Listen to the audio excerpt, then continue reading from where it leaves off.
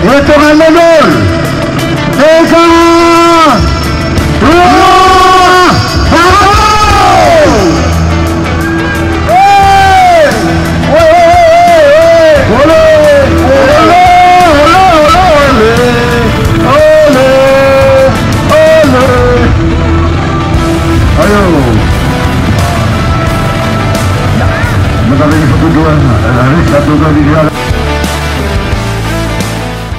Lights out, we're racing in MotoGP here in Indonesia, not the launch away from the head of that second row, the Pecco Bagnaia ones. It is Ducati stutters away from that fourth place. It's Jorge Martin that it is that leads. Great start by now, Bastianini. He's already up into second place, ahead of Pedro Acosta. Bagnaia has recovered up into fourth. Yeah, his start wasn't as bad as Marco Bezzecchi, who's behind him in fifth. I thought I saw Bagnaia slightly rocking in his boxes. We've got a three-pole rider crash in the back. We've got a KTM down, Alex Marquez, and Aleix Espargaro down there too. It does tighten up and Constantino up through that turn 2, turn 3 section. That's a fourth crash of the weekend for poor-old Alex Marquez. What a miserable weekend it's been for him in Mandalika. Back at the front then, it's Martin who once again has made the dream launch. Aleix Espargaro is the fourth crash of the weekend for Aleix, his 250th Grand Prix start. Acosta thought about flinging the KTM machine up on the inside of Bastianini into turn 10.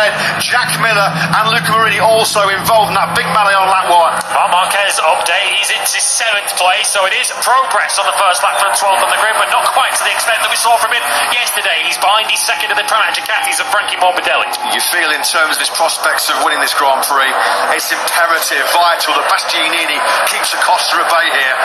This is the remains, the aftermath of that chaotic first sector on lap 1. Looks like all the rides are moving away.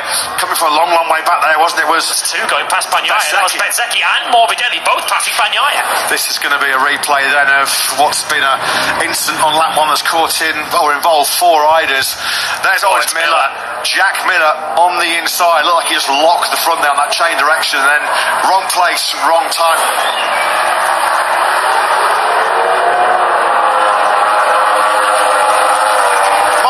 Gian Antonio slug it out with each other going through turn 11. That all started on the entry to turn 10, but the beast on Friday said even when we've got track temperature over 60 degrees with the medium rear tyre, you have to wait 2 or 3 laps for it to properly come in. You just wonder whether that is a factor in the early part of this Grand Prix right now. Jorge Martin said earlier in the year what he was missing relative to Bagnaia as Acosta now does go through on Bastianini into second place. Martin felt he was missing that confidence in the early stage of the race relative to Bagnaia. Martin certainly is the one with confidence at this stage. His lead is now over a second.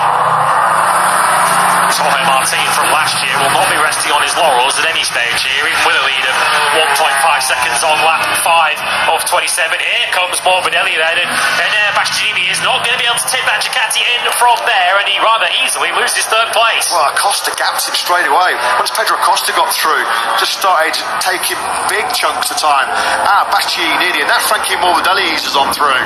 He crashed out in Mandalika in 2023. He crashed out of the Mandalika sprint here yesterday, but for the very first time in Indonesia, it is Jorge Martin with a masterclass. He is the master of Mandalika, and he seizes back control of this year's MotoGP World Championship.